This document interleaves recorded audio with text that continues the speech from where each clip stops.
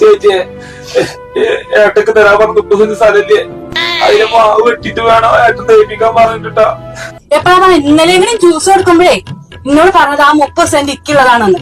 Juice എപ്പോ പച്ച വെള്ളം തരാത്തുള്ള ആള് ഞങ്ങളോട് ഇറങ്ങിട്ടോ. സാധനം കിട്ടിയില്ലേ? സാധനൊക്കെ റെഡിയാണ്, തണുപ്പില്ലാട്ടാ. തണുപ്പില്ലേ? ഈ ഒരു കാര്യം ചെയ്യ്, ഏട്ടനെ കിടത്താനും ഫ്രീസറില്ലേ, അതില് സാധനം വെക്കും. ഞങ്ങൾ അരമണിക്കൂറോളം എത്താൻ, അപ്പത്തിന് തണുത്തോടും. ആ ഓക്കെ. എടാ നാളെ ഞാൻ വച്ചെടുക്കുമ്പോ തന്നെ എനിക്ക് കള്ളുടിക്കണല്ലോടാ. അയ്യോ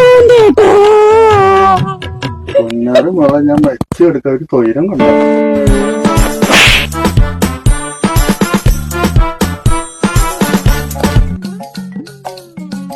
എന്തെങ്ങൾ കാണിക്കണ്? വല്ലാത്തൊരാൾ.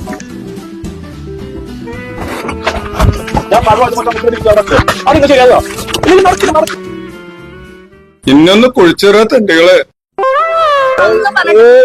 എടുത്തു കൊണ്ടുപോകുന്നുണ്ട്. വല്ലാത്തൊരു കഷ്ടമുണ്ട്. ഇതിക്ക് വേറെ ഓട്ടമുള്ളതല്ലേ. ഈ കാര്യത്തിലൊരു തീരുമാനം ഉണ്ടാക്കട്ടെ.